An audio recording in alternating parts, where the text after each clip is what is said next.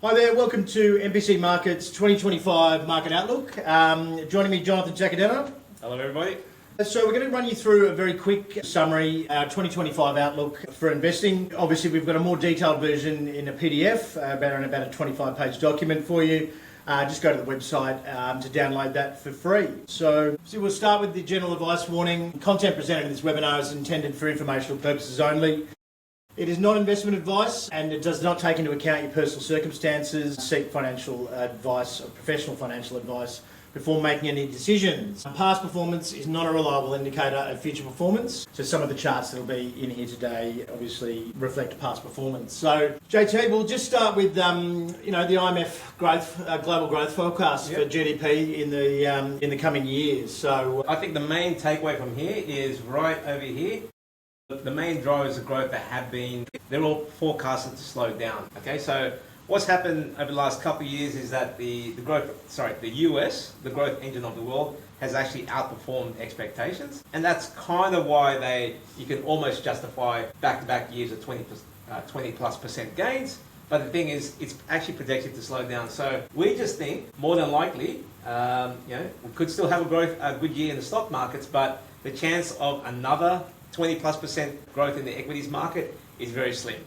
Yeah, I mean, obviously India now with one of the world's best demographics in terms of workforce, etc., and not having an ageing population like the US, Great Britain, Japan particularly, and China is a glaring example of that due to the one-child policy. Yep. We see them from a long-term basis having fairly decent growth, but the S&P 500 has had one of its best two-year performances basically nearly in history, excluding, say, the 90s essentially, and what makes it even more remarkable is half of that rally has been in a year where interest rates were going higher. So we really don't see much, single-digit gains this year or close to double-digit gains would be a brilliant result, and investors probably need to pare back expectations of having another bumper year because statistically speaking, that rarely will ever happen. And when it did happen in the 90s, it came off interest rates dropping from 17 to 18% down to around about 3% in the decade leading up to it, which in this case is completely the opposite. We had emergency rates for the 15 years leading into this. So essentially, it's, we're not calling Armageddon or we're not calling it a sharp pullback.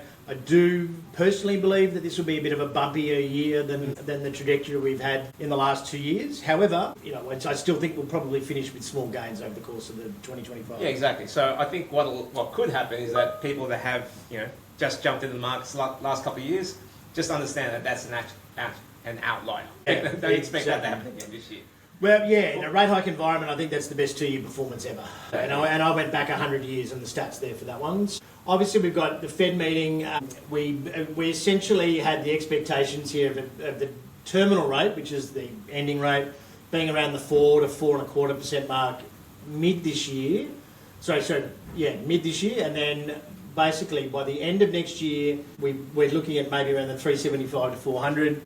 There are fairly solid growth numbers coming out of the States at the moment, and there is a fair bit of conjecture. So these target rates really, could change if inflation rears its head again. And obviously with Trump coming in and there being the threat of tariffs, that could cause some short-term inflation, which could completely throw these out the window. So you're going to have to be agile and not probably just run with the general consensus on this and keep up to date in terms of interest rate, because that's really going to affect your high-performing growth stocks that you've probably had so much success on in the last 12 months. And the key here is that while the Fed has actually cut, the bond market has actually reacted differently. Yields have gone up. Exactly. Yeah. So usually when the Fed cuts, you want to, that usually reduces the cost of money, but the bond market has reversed. So back in September, the Fed cut 50, and in that time, the 10-year note has increased in yield by 70 bips. So what that means is that the people that were expecting sort of relief in the funding and mortgage markets in the US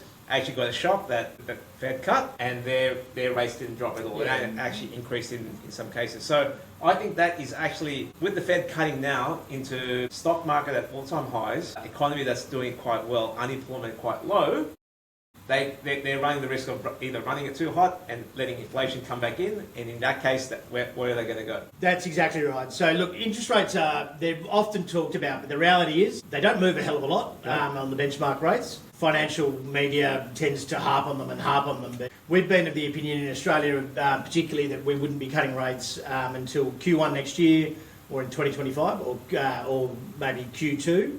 We've been of that opinion for the lion's share of this year. All of the big banks and everything have moved around us back and forth from hikes to cuts. Great background, I know that the average amount of days between cycles is about 511 days, and that's where we started with, and we pushed it out slightly. And funnily enough, that's pretty much exactly where it is. Yeah.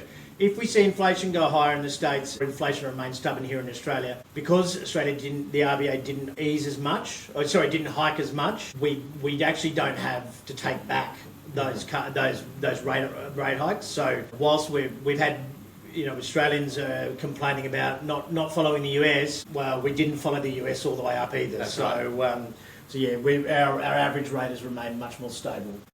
So, themes to watch in 2025. Sorry to be Captain Obvious. AI is obviously is still going to be playing out. Artificial intelligence, as you can see here, we've got 4 trill, 2 trill, 7 trillion. So anywhere from the 15 to 20 trillion mark, adding to the economies by 2030. That number 2 years ago the high side was only 14 trillion. So I think we'll see an expansion there with as time goes on, particularly as companies start to monetize AI. Exactly. Yeah. So what we want to say about the AI opportunity though is that in the last couple of years, the actual opportunity has been in the front line of AI. So obviously you've got the Googles, the Mag 7. And the NVIDIA with the chips, etc. Exactly. So that's been where all of the funds and where the money has been made in AI.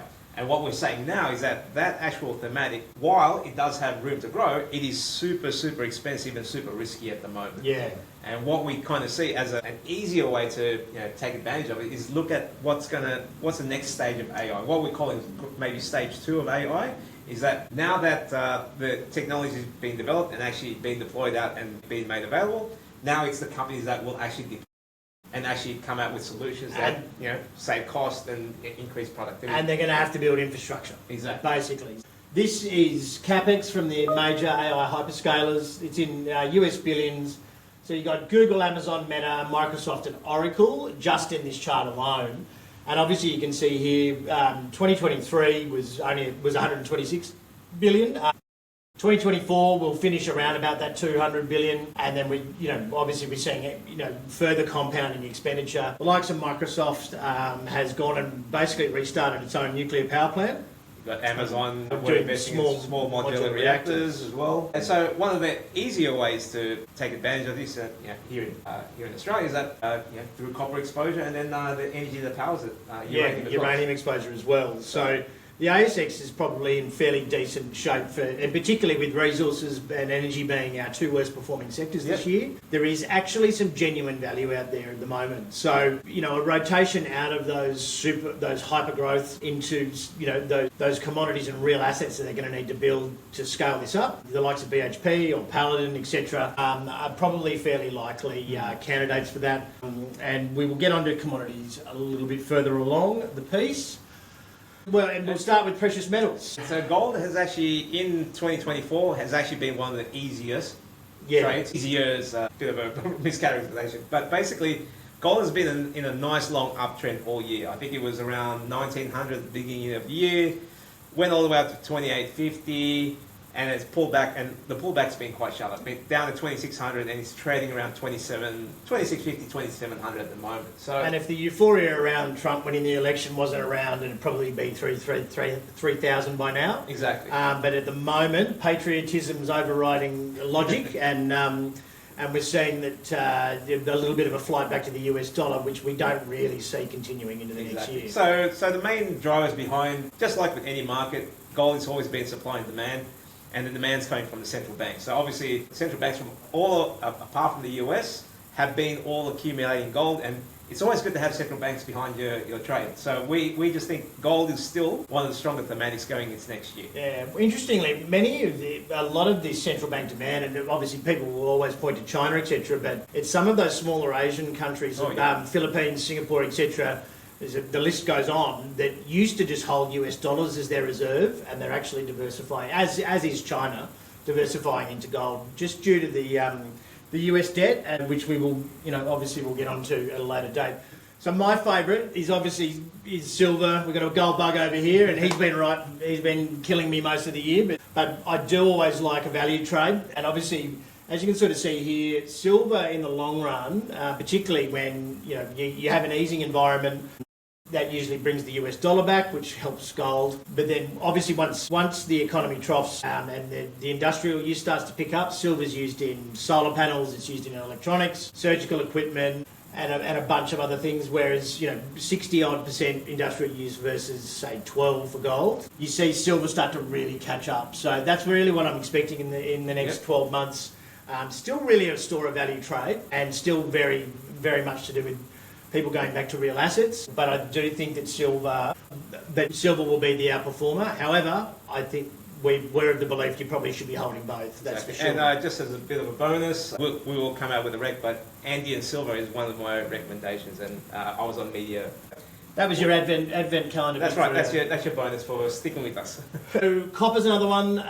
Going back to that AI thematic, despite the fact that I've been a copper bull for a couple of years, it's been quite painful. But we're seeing the end of mine life for some of the biggest mines in the world, and not, as you can see here, not a huge decline in new large scale copper discoveries and new mine development. So what's happening as well, that whilst that decline is concerning, it's even more concerning when you take into account we've got to go through the energy transition, which means rewiring. Renewables cannot be attached to the existing grids, so we'll need new telegraph lines. Obviously, wind turbines, etc. EVs use enormous amounts of copper, but now enter the data centre.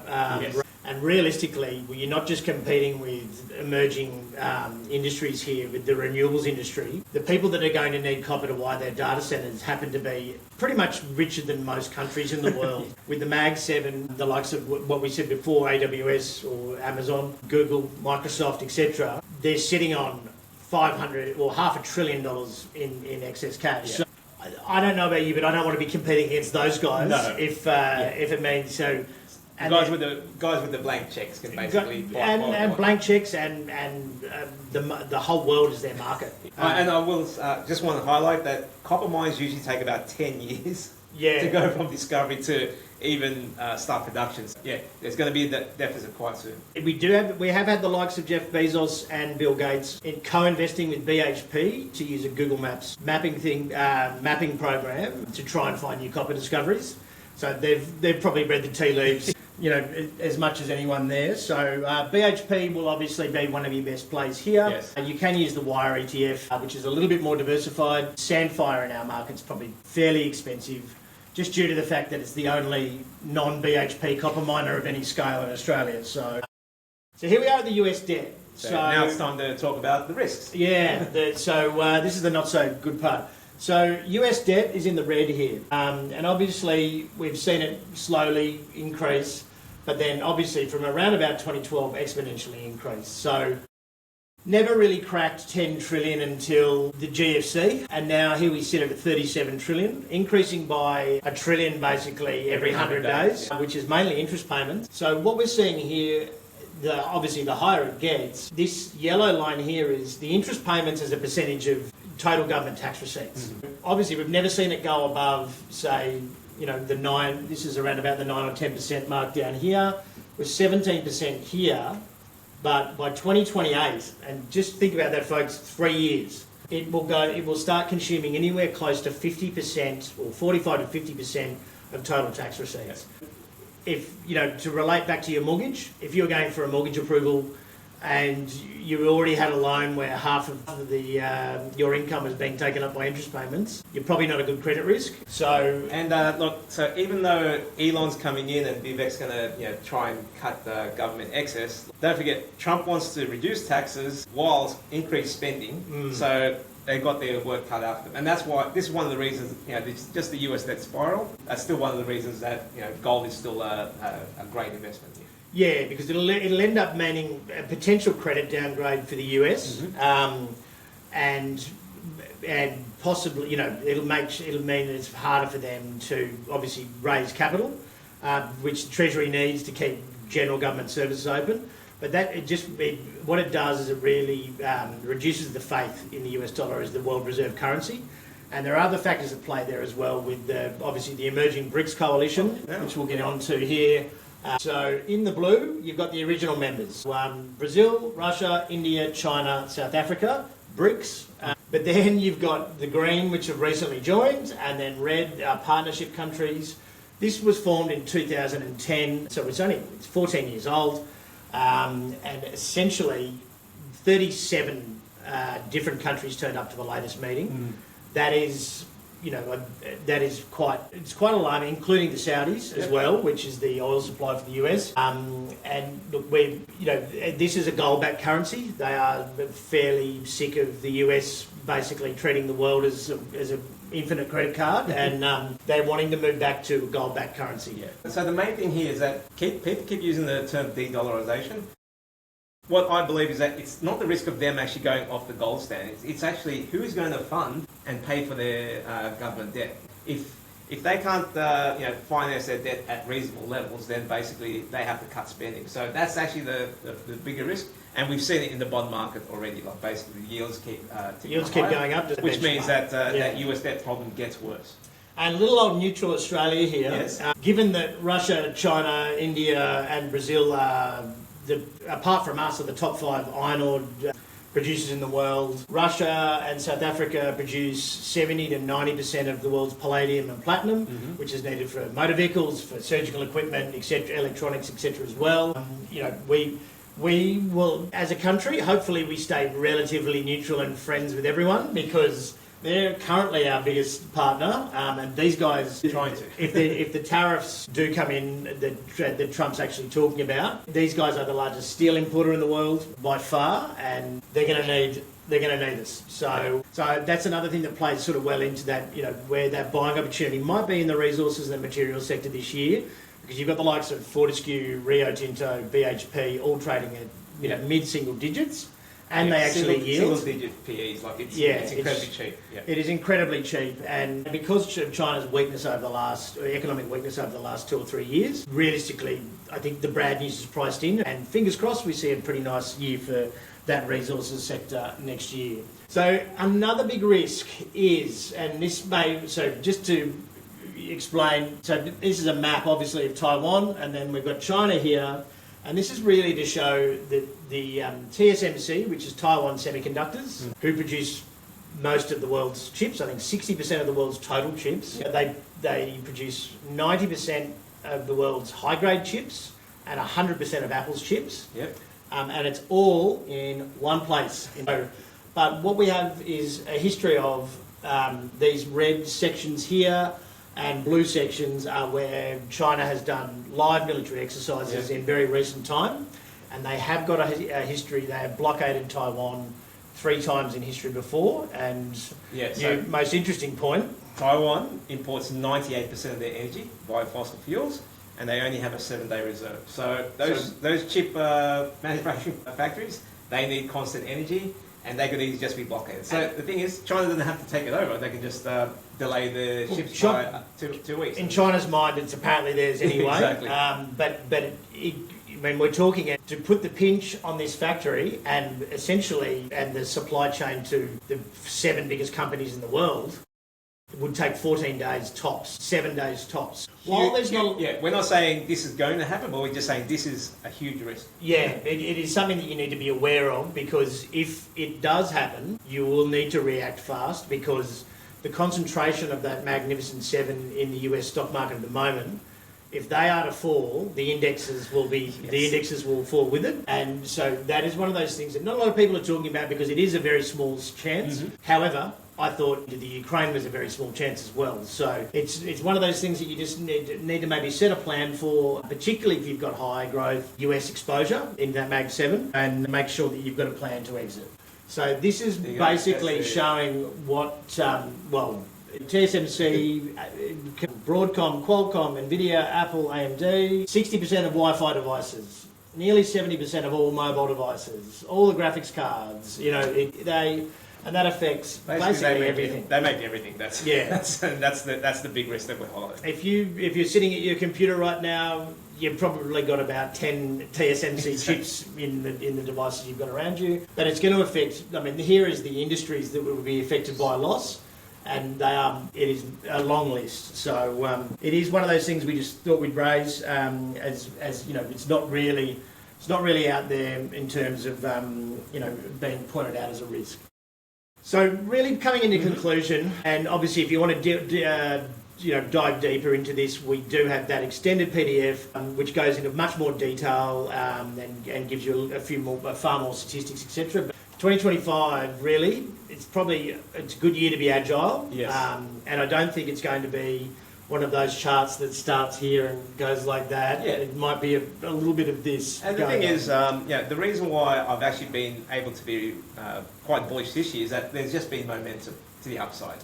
And that's why I just said, look, I'll just respect the price. But the thing is, if it does turn around, momentum works both ways. It can easily cascade the other way. So I think remain agile. Just be aware of the risk. We're not saying we're there yet, but yeah, just remain agile and keep an eye on things. Look, and it is that time of year, if you've got a bit of spare time, we do offer portfolio reviews here at MPC. Jonathan or myself can obviously take care of that personally. You can obviously, mobile number there, best way to get in touch would be invest@mpcmarkets.com.au, or you can contact Dave Sebestovy, 02 7208 8002, his extension 800. But look, if you want to have a look at and sort of set some plans, we do risk management plans for large holdings. So it's the benefit of having an experienced team that we've actually traded our own money for a living. Yep. And we're investors too. So yeah, if you think about a portfolio review or anything like that, obviously get in contact with us and we'd be more than happy to take a look. But thank you very much for listening. Thanks for watching.